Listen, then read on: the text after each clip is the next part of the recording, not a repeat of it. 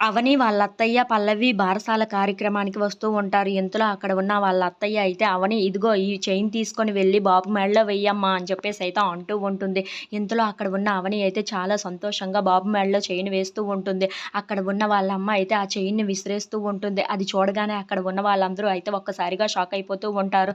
ఇంతలో అక్కడ ఉన్న పల్లవి అయితే, "అదేంటి మా అక్క బాబు మెడలో చైన్ వేయబోతూ ఉంటే నువ్వెందుకు ఇసిరేసావు ఇలాగా" అని చెప్పేసయితే అడుగుతూ ఉంటుంది. ఆ మాటలు వినగానే అక్కడ ఉన్న ఆవిడైతే ఈ అమ్మాయి ఎవరికి పుట్టిందో తెలీదు. ఈ అమ్మాయి పుట్టుకేంటో తెలియదు. అలాగే వీళ్ళ తల్లిదండ్రులు ఎవరో కూడా తెలియదు. నా బాబు జీవితం కూడా అలాగే అయిపోవాలని ఇలా వేస్తుందో ఏమో అని చెప్పేసయితే చాలా అవమానిస్తూ ఉంటుంది.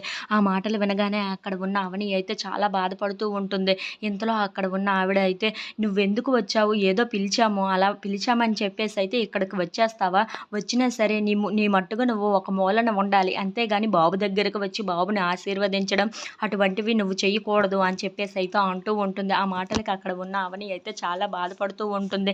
ఇంతలో అక్కడ ఉన్న వాళ్ళ అత్తయ్య అయితే, "నోరు మూయి, ఏం మాట్లాడుతున్నావు? నా కోడల గురించి ఇలా మాట్లాడడానికి నీకు సిగ్గుగా లేదు? నా కోడల్ని ఇలా ఇన్ని మాటలు అనడానికి నీకు ఎంత ధైర్యం అంటే ఇంత మాట్లాడుతావు" అని చెప్పేసయితే అంటూ ఉంటుంది. ఇంతలో అక్కడ ఉన్న పల్లవి అయితే, ఈవిడ ఎందుకు ఇంత రియాక్ట్ అవుతుంది అని చెప్పేసయితే అనుకుంటూ ఉంటుంది.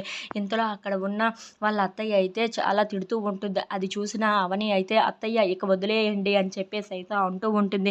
"ఇది వదిలేసే విషయం అనుకుంటున్నావా అవని? ఇది వదిలేసే విషయం కాదు. ఇలా మాట్లాడే వారికి గట్టిగానే బుద్ధి చెప్పాలి. నీకు తెలియదు, నువ్వు ఊరుకో" అని చెప్పేసయితే వాళ్ళ అత్తయ్య అక్కడ ఉన్న వాళ్ళని తిడుతూ ఉంటుంది. If you like this video please like, share and subscribe friends.